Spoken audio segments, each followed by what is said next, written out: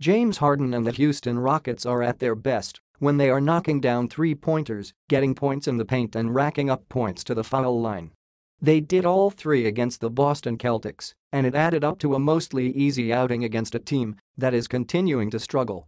Harden had 42 points before fouling out late in the fourth quarter, and Houston held on to beat Boston 115-104 on Sunday, Monday, Manila time, for its fifth straight victory. Harden made 6 three-pointers and scored 40 or more points for the 24th time this season.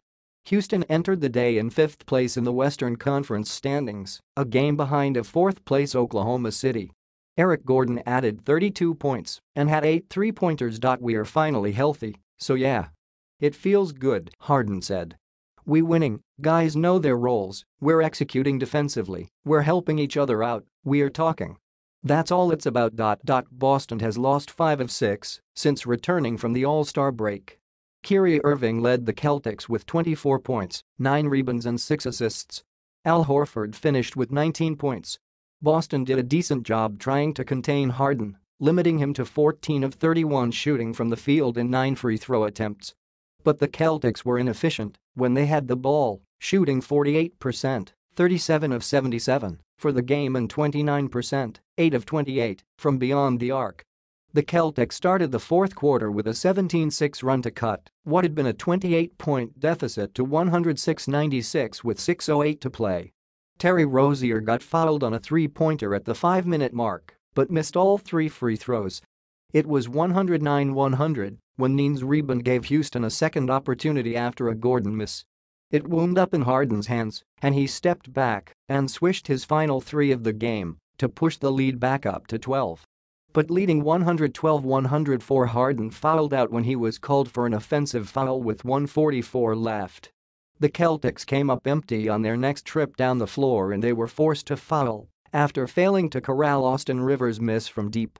Boston earned its first victory since the All-Star break on Friday night, Saturday, Manila time, against Washington.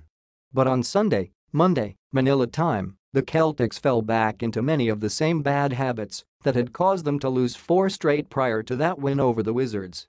Horford said he couldn't point to just one thing as the main culprit of their issues right now. "We've had some good moments. But right now, unfortunately, we're going through a really bad stretch," Horford said. "This is when our group needs to make sure that we stay together. Things don't get any easier for Boston, which plays its next 4 on the road. Its trip out west begins with a matchup against Golden State and ends with games against the Lakers and Clippers." Tip-ins. Rockets, Harden and Gordon combined to score 74 points on 51% shooting. Iman Shumpert missed his second straight game with a sore right calf. Celtics shot 1 for 13 from three-point line in the first half. Fast start. Houston was the more aggressive team on both ends from the outset and led 65-43 at the half.